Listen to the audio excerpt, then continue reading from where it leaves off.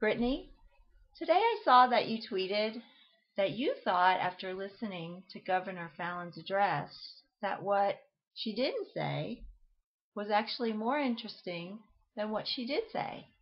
Can you tell us what you meant by that?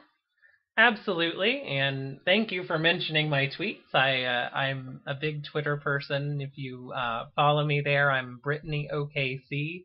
I'm sure a lot of you probably already do follow me. Please retweet to your friends. Um, when I tweeted that today, it was just after the speech had ended, and what I noticed in the speech was that there was a lot of focus on economic issues, on creating a quote unquote better business climate. There was talk of workers' comp reform, which it's a whole nother bag of worms that I do want to get into at some point, but don't really have the time to fully analyze it and fact check it today. We actually we're working on that today, looking at the facts on the workers' comp reform issues. It's a big issue.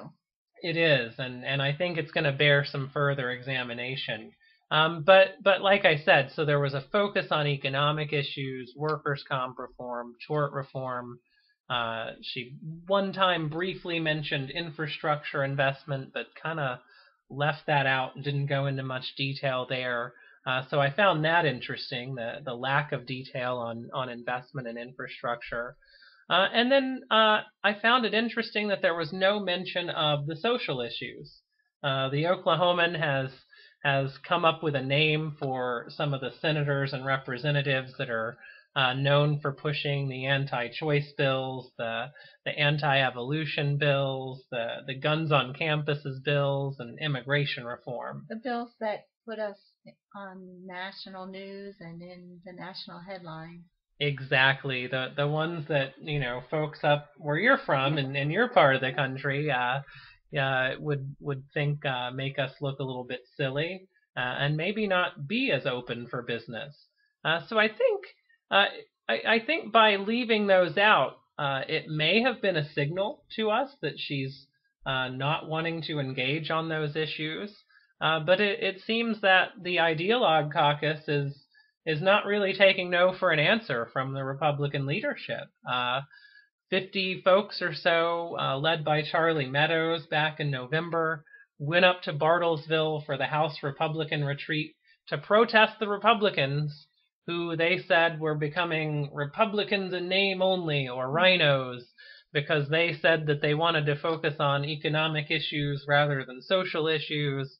So there's a growing divide within the Republican caucus. That'll be interesting to watch as the session progresses.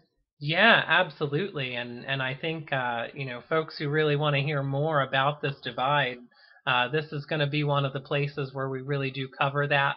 We're going to talk about the characters involved in these political battles, what they're for, what they're against, who's for what, and why, and how that affects you as an Oklahoman, and how that's going to affect us moving forward.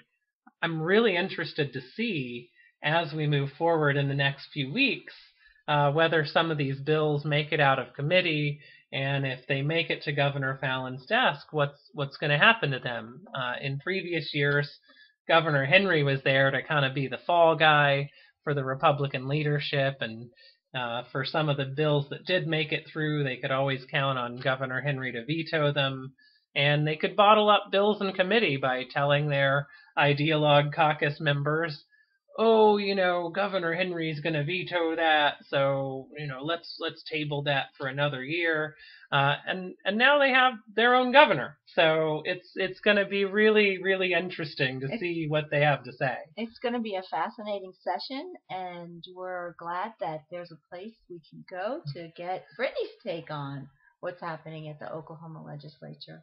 Well, I hope that my take is interesting and refreshing. I'm trying to just bring more voices to the table.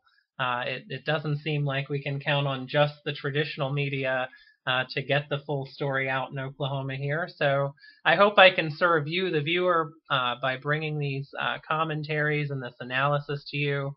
And let's just keep a good eye on what goes on in the legislature this year. And we'll be back next week, right? Yep. Yep. And look for us. We're going to have some more weekly video updates and hopefully some interviews with some various folks around the state that are doing some good work. And we just look forward to hopefully bringing you some useful information. Anything else, Kathleen? Did we miss anything tonight? I think that it's really important people know that there's a voice other than just the standard media. You can come get Brittany's take on things. Well, and alrighty. So BrittanyNovotny.com. Follow me on Twitter, BrittanyOKC. I look forward to covering these issues that are going on at the state capitol and around the state with you guys. And y'all have a great evening.